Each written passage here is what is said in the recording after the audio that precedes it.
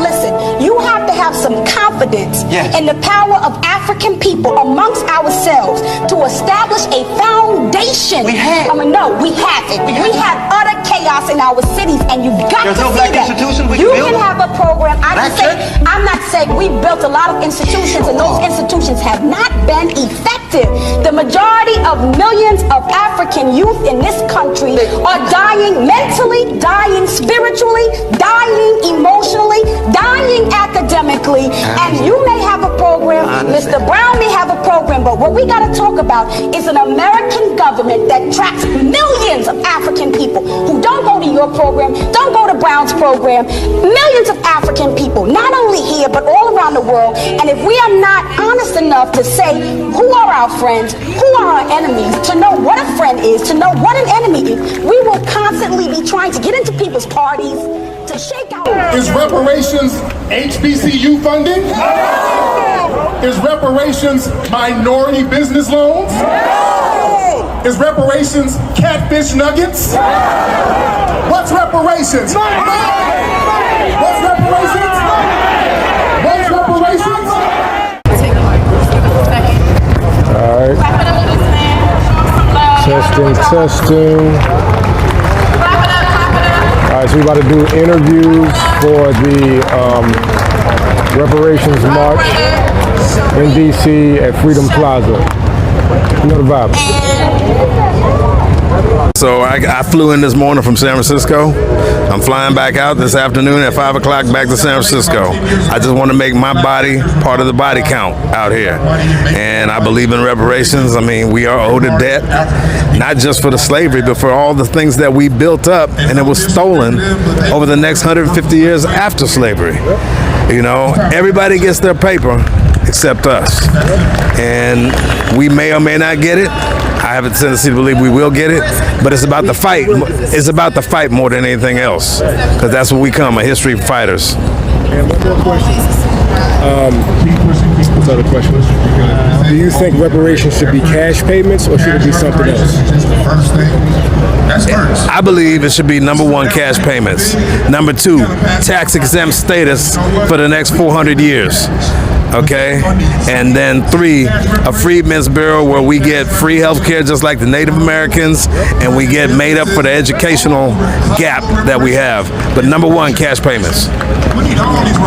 Appreciate you, bro. What's up, y'all? This is Tarsha. I'm from New York, and I'm here today at the Reparations Rally. So I am a foundational Black American. My mom, she was born in Sumter, South Carolina. As a child, her and her family actually picked cotton to make money for the family. So, you know, my family, we've been here. We've always been here, and it's time now that we get paid back for all of our hard work, for our sweat, for our tears, for our labor. We built this country.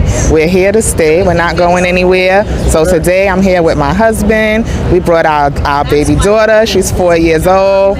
She's running around. She's out playing.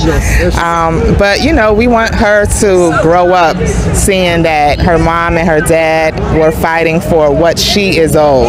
And it may not be in our lifetime, but we're hoping that in her lifetime she's going to get what's due to her. One more last question. Do you think it should be cash payments or something else? Oh, we want everything. We want cash. We want land. We want grants. We want crime bills. We want tax-free status.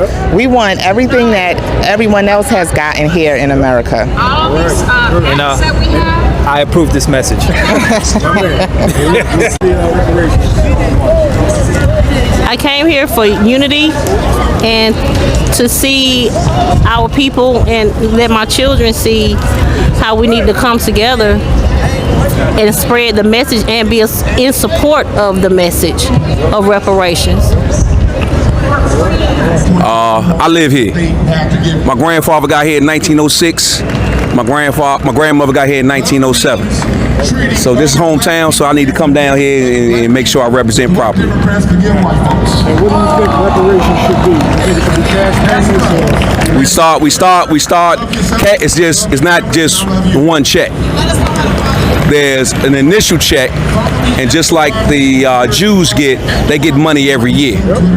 We want the same thing that the Native Americans get, which is land, the tax exemption, and a special class status. There's a couple more things in there that we ought to get, but when they keep talking about that HBCUs and all of that, you can forget about that. There's white people on HBCU campuses right now. You got Spanish people that's getting scholarships on HBCU campuses right now. So don't let them talk that HBCU stuff. Don't let them talk that we're gonna give you housing stuff, because basically if they give us housing, we just giving the money right back. We want land. We want some of this federal land that they got set aside that has fresh water on it, that we can grow crops on it, that we can build on it, and we can make our own. There's a lot of trick bags in that as well, but we just got to do our due diligence to make sure that when it's written on paper, it's ironclad and not written in a forked tongue like the Native Americans would say.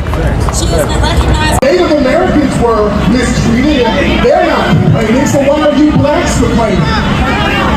Well, the thing is, these people are not complaining because they were compensated. The Irish, who were indentured servants, they got something called freedom dues after their contract ran out.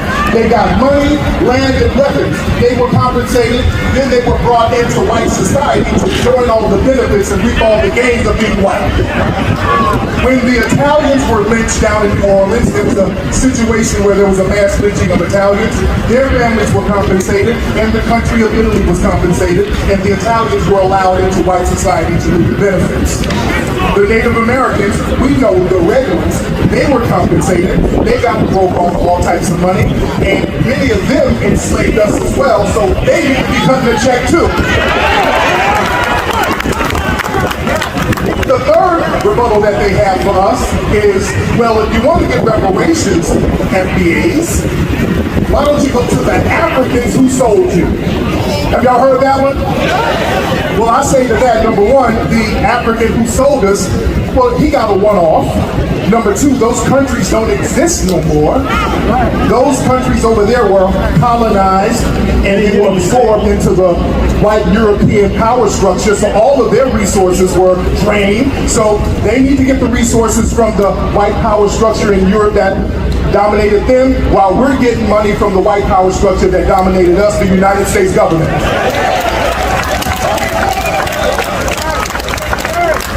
Another rebuttal, they say, well, all white people didn't even own slaves during slavery. So how are white people responsible? We didn't all own slaves.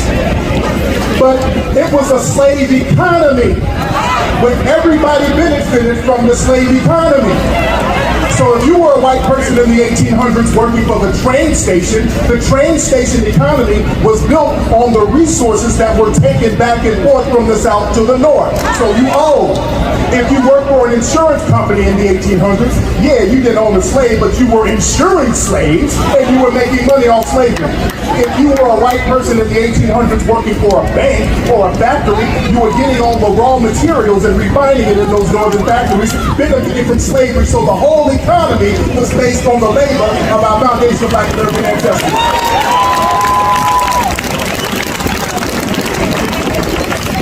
The next rebuttal is, well, my family came over after the Civil War. So I wasn't even here during slavery. So how do I owe? When your family was over there in the slums of Europe, they heard about a country that was built up off the wealth from the free labor of our ancestors, and they knew that that wealth was mass distributed from our hands into white society and locked in racially, and they sat over there in Europe and said, sign me up, I'm going to go over there and be a part of that. So since you want to be a part of it, you're part of the debt, and you owe too. That boy spit. The sixth one they say is, well, there's already been reparations paid to black people. Welfare and affirmative action. Number one, welfare was created for white women in the 1930s. Number two, most welfare recipients in America are white people in middle America.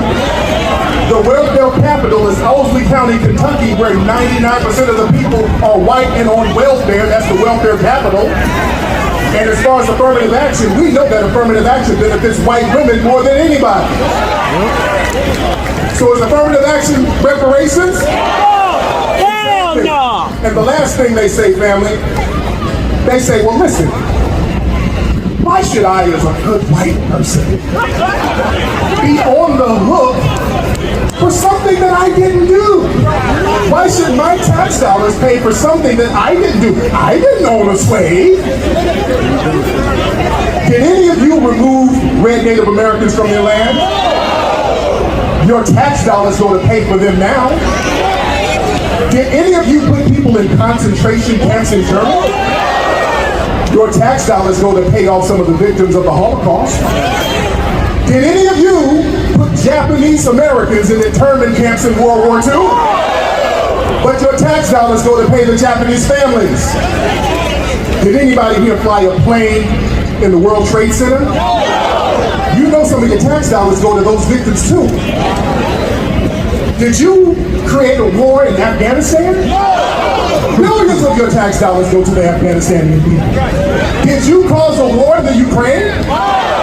Billions of your tax dollars go to the Ukrainian citizens.